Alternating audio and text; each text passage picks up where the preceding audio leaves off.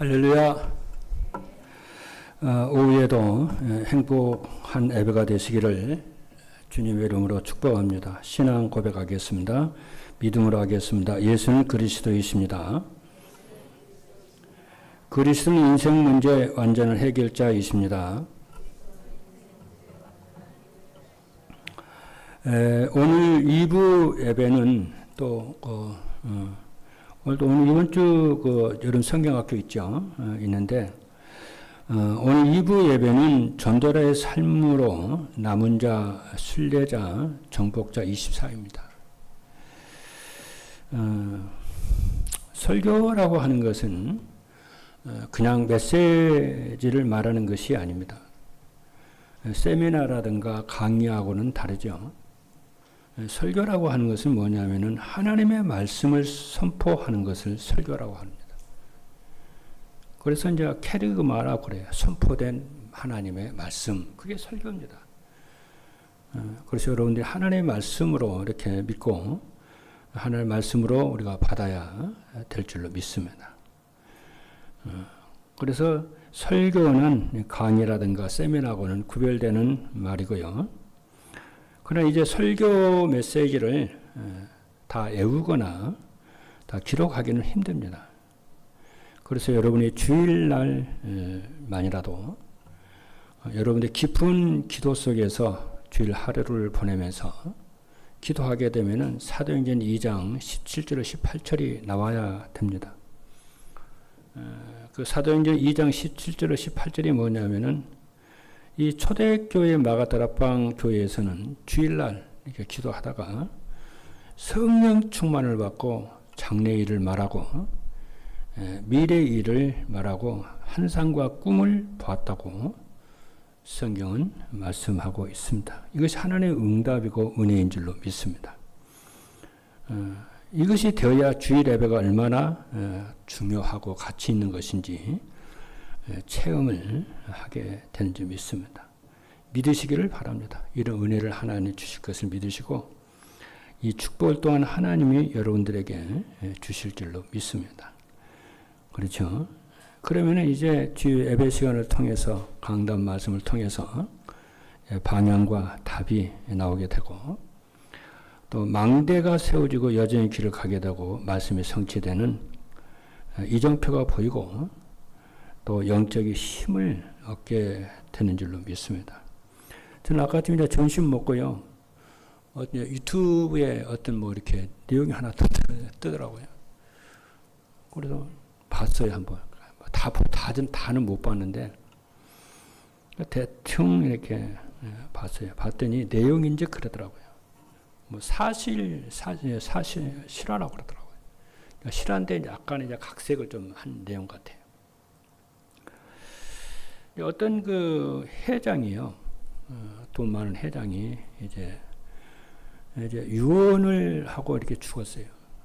죽었는데, 이제 자기 가족들에게 이제 재산을 이제 물려 주었어요.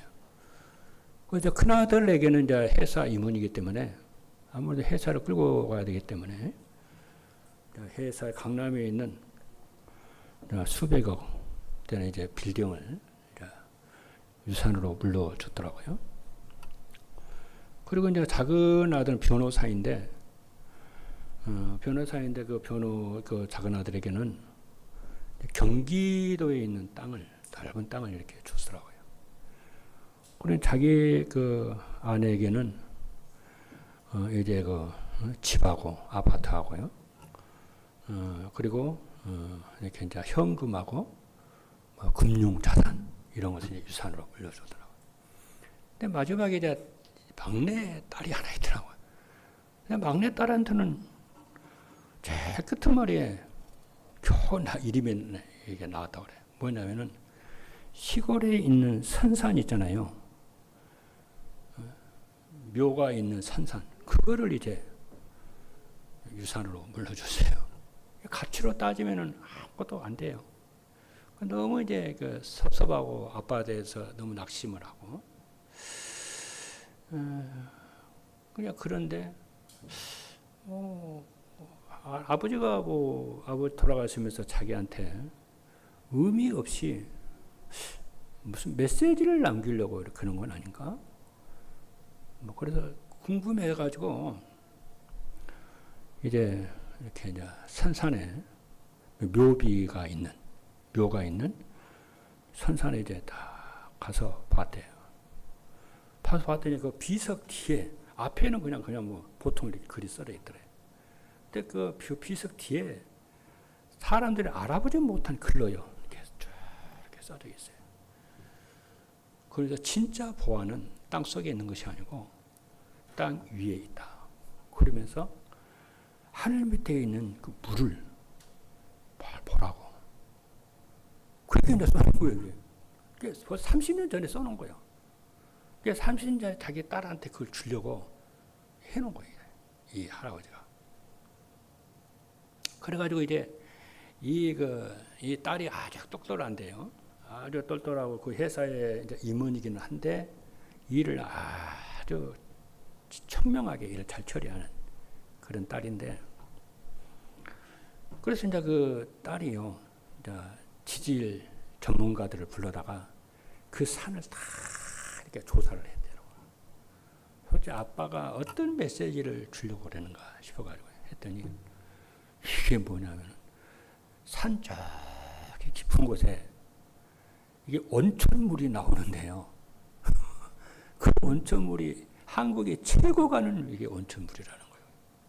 그게 이제 옛날 조선 시대 때도 왕의 가족들만이 와가지고 온천을 하고 병을 치료받고 하는 비밀스러운 그런 것이.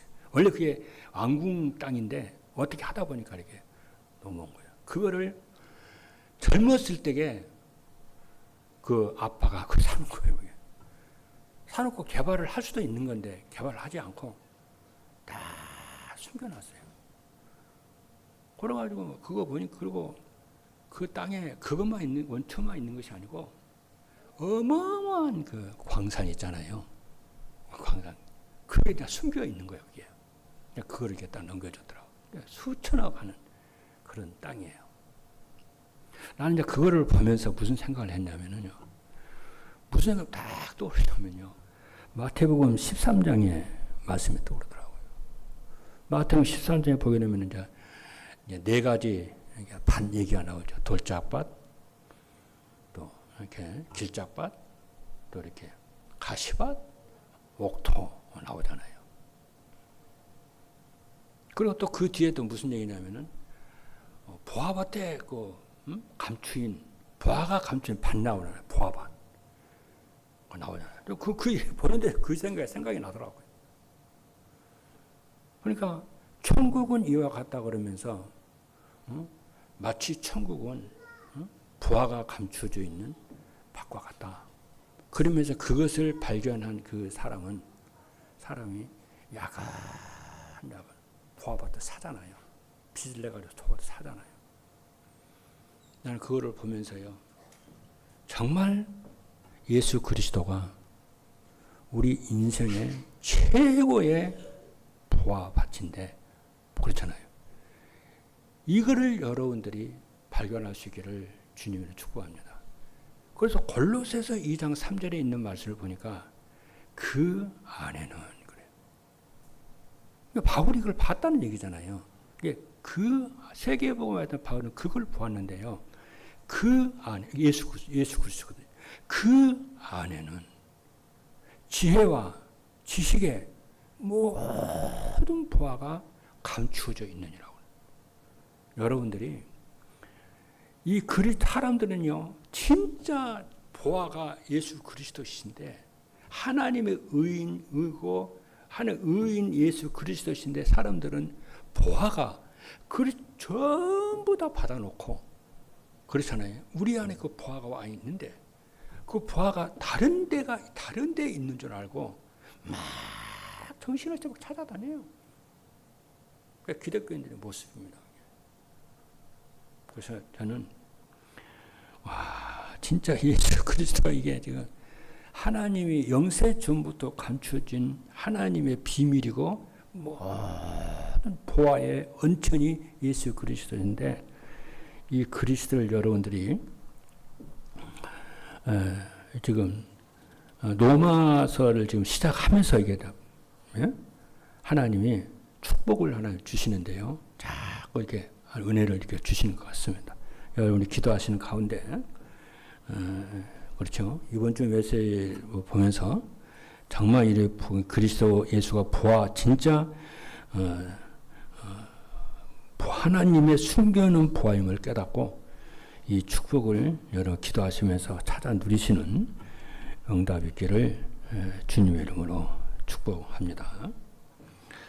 그래서 이번 주 메시지가 이제 2부 메시지가 전도자의 삶으로 남은 자, 순례자, 정복자 24인데 이거 마음에 탁 담으세요.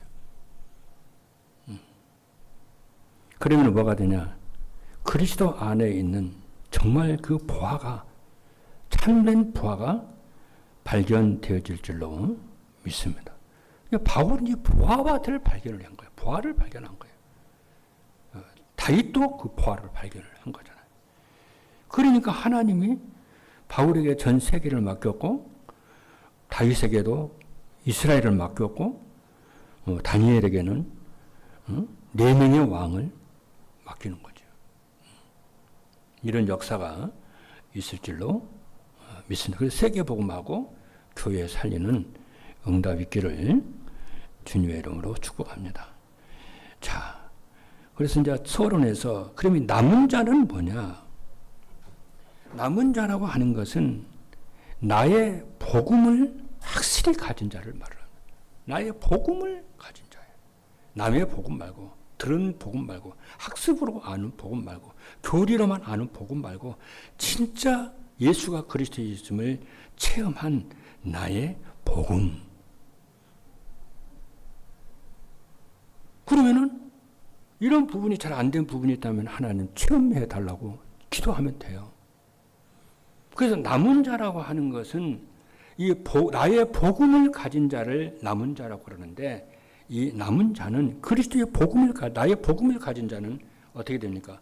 어떤 어려움 속에서도 살아남는 자를 말합니다. 쉽게 말하면은 나의 복음을 가지고 살아남은 자를 남은 자라고 그래요. 그래서 저 사람들이 전부 멸망을 받는데도 나는 살아남아 있는 거예요. 아무리 어려움 속에서도 남아도 나의 복음이 없다면은 남은 자의 가치가 있는 것이 아닌 줄로 믿습니다. 그래서 7명의 그루터기들은 전부 나의 복음을 가지고 어떠한 어려움 속에서도 살아남은 자죠. 요셉 같은 경우에는 노예로 감옥에 있어서도 살아남은 자요. 모세는 광야에서 살아남은 자요. 그렇지 않습니까? 그리고 순례자입니다. 순례자라고 하는 것은 기도를 아는 자예요. 기도를 모르면 자기 생각에 여러분 늘 사로잡힙니다. 그러니까 기도의 키가 뭐냐면 여러분 아셔야 돼요. 기도의 키는 나의 소원과 문제 해결과 이런 것도 기도하는 것이지만은 진짜 기도는요 뭐냐면 순례자의 기도는 내 생각을 가지고 기도하는 거예요. 그러잖아요. 그래서 순례자는 기도의 위기 속에서 복음을 가지고 24 기도하는 거예요. 쉬운 말로 얘기를 하면은 기도를 아는 사람이에요. 기도를 모르면 어떻게 되냐? 자꾸 내 생각에 사로잡히게 돼요. 그래서 여러분들이 이번 주에는 순례자의 기도를 해보시기를 바랍니다. 내 생각을 가지고 기도해요. 여러분 보는 것 가지고 기도해요. 여러분. 그래서 기도의 한 차원 깊이 들어가는 여러분 되기를 주님의 이름으로 축복합니다. 그 불신자들은 아무리 생각을 훌륭해도 자기 생각 외에는 할 수가 없습니다. 우리의 수준은 그런 수준을 말하는 것이 아니고 내 생각을 초월하는 내 생각을 넘어서는 하나님의 생각을 가지고 기도하는 거예요. 아까 얘기했잖아요. 아까 그 유산 얘기했잖아요. 우리는 보통 우리 앞에 있는 열심히 해서 밥 새끼 먹는 그거 생각 외에는 안 해요. 그 어마어마한 하나님이 숨겨놓은 보화같이 있는데 그 누구에게 줍니까? 그리스도를 발견한 자를 주는 거잖아요. 그냥 세계복음하라고. 그리고 정복자입니다. 정복자는 뭐냐면은 전도를 알고 있는 사람이에요. 흑암 세력과 싸움을 알고 싸우는 사람이에요. 그래서 승리하는 사람입니다. 쉽게 말하면 흑암 권세와의 싸움을 아는 자고 싸워서 승리하는 자입니다. 그래서 여러분이 뭡니까? 남은 자, 순례자, 정복자예요. 이 정체성을 가지시길 바랍니다. 다시 한번 얘기합니다. 남은 자는 복음을 가지고 살아남은 자예요. 순례자는 기도의 비밀을 아는 자예요. 정복자는 영적 싸움에 승리하는 자입니다. 자, 여기서 이 세 가지를 세밀한 응답을 누리기 위해서 좀 더 말씀을 좀 깊이 이렇게 들어가겠습니다. 구체적으로 들어가겠습니다. 첫 번째, 남은 자예요. 그렇죠? 그럼 우리가 기도를 한다고 그랬잖아요. 다 기도한다고는 하지만은 남은 자라고 할 때에 어떤 기도를 하느냐? 말씀 중심으로 기도하는 자를 말합니다. 그렇죠? 말씀 붙잡고 기도하는 자. 그러니까 어떤 상황에도 상관이 없고 승리하는 줄 믿습니다. 왜냐하면 말씀은 하나님이시기 때문에 지금도 성삼위 하나님은 말씀을 성취하시고 기도에 응답하시고 지금도 구원의 역사를 이루시기 때문에 이걸 믿으시는 여러분 되기를 바랍니다. 말씀에 성취하시는 하나님을 믿으시기 바랍니다. 여러분 말씀 붙잡으면 되는 거예요. 말씀 붙잡고 기도하세요. 그래서 하나님을 믿는 자예요. 그렇잖아요. 그래서 그 말씀을 어떤 자가 붙잡냐면 복음의 가치를 아는 자가 말씀 붙잡죠. 말씀의 가치를 아는 자가 말씀을 붙잡죠. 그러니까 살아남는 남은 자가 되는 거죠. 그리고 말씀의 가치를 아는 자, 복음의 가치를 아는 자는 보좌의 축복을 아는 자죠. 그래서 이 땅에 사는 동안에 보좌의 축복을 누리게 돼요.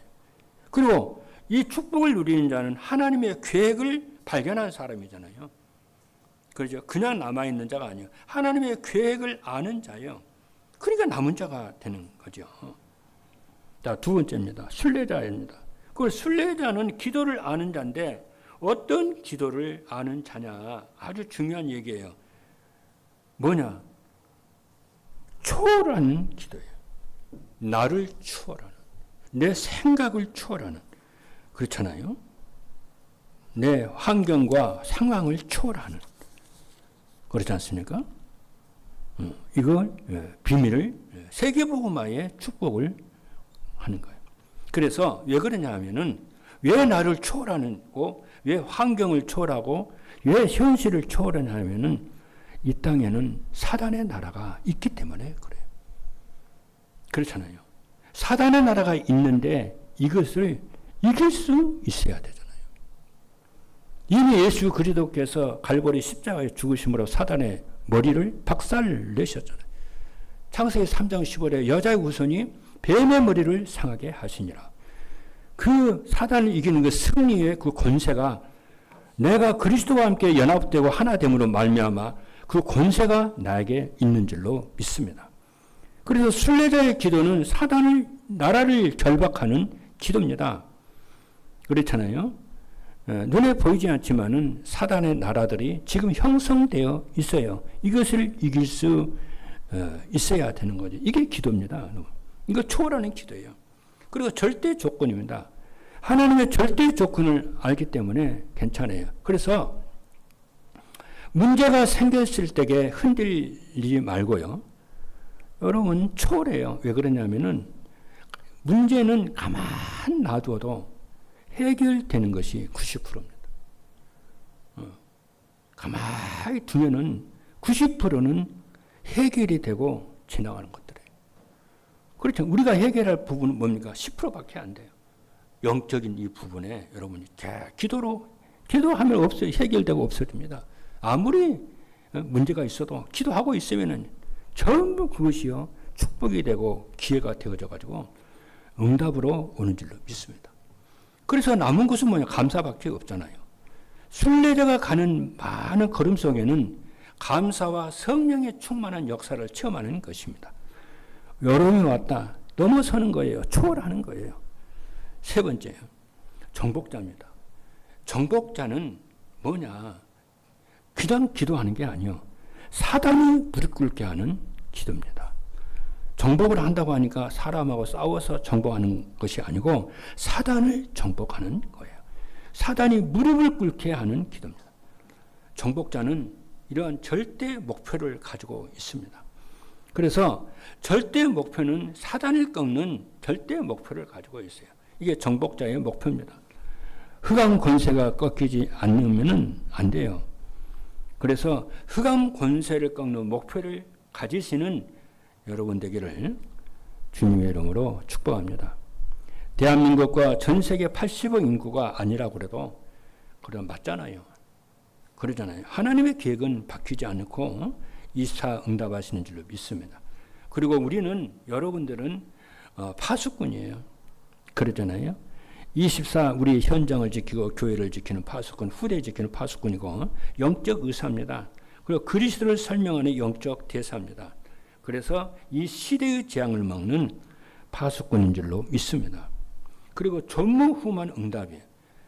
그렇잖아요. 여러분 개인과 우리 교회와 사역과 산업에 반드시 전무후무한 응답을 올 줄로 믿으시기를 바랍니다. 언약 붙잡고 믿으셔야 돼요. 그렇죠? 그래서 이미 이 축복을 여러분들이 받았고 또 받을 줄로 믿습니다. 결론입니다. 3가지 응답이에요. 그러잖아요. 여러분들이 받아야 할 응답은 크게 3가지입니다. 그게 뭐냐? 100년의 응답입니다. 그렇죠. 100년의 응답을 받아야 교회를 살리고 세계 복음화를 하는 줄로 믿습니다. 믿으시기 바랍니다. 아멘 크게 하라고 했더만 아멘도 안 하고 이렇게 속으로만 하고 믿습니다. 그래. 그래서 첫 번째 뭐냐면은 100년의 응답이라니까요. 왜냐 성경에 있는 증거예요. 이삭이 그의 농사하여 100배나 얻었다고 그랬어요. 그래서 성경을 보니까 셈의 근원을 얻었다고 그랬어요. 그래서 전도하고 세계에 복음하라는 거예요. 그래서 인생의 삶을 전도와 이게 맞추면은 3가지 응답이 오는 줄로 믿습니다. 뭐면 남은 자, 순례자, 정복자 이 축복을 누리면은 100년의 응답이 오는 줄로 믿습니다. 그리고 어떤 응답이 뭐냐면은 그릇 1000년의 응답이에요. 그루터기들과 중직자들은 전부 1000년의 응답을 남겼어요. 그리고 영원히 없어지지 않는 영원한 응답 제자를 남기고 후대를 남길 줄로 믿습니다. 이 축복으로 이번 주에는 남은 자, 순례자, 정복자 이 축복 3가지를 누림으로 인해서 100년의 응답, 1000년의 응답, 영원의 응답을 누리시는 여러분 모두가 되기를 주님의 이름으로 축복합니다. 기도하시겠습니다.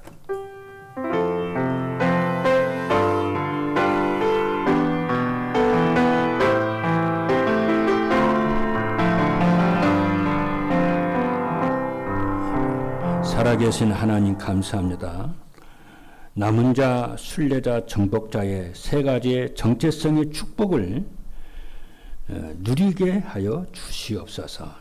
그래서 100년의 응답, 1000년의 응답, 영원의 응답을 찾아 누리는 귀한 제자들로 우리의 후대들, 그루터기들이 될 줄로 믿고 이번 주 여름 성경학교에 이런 제자들이 렘넌트 후대들이 일어날 줄로 믿습니다.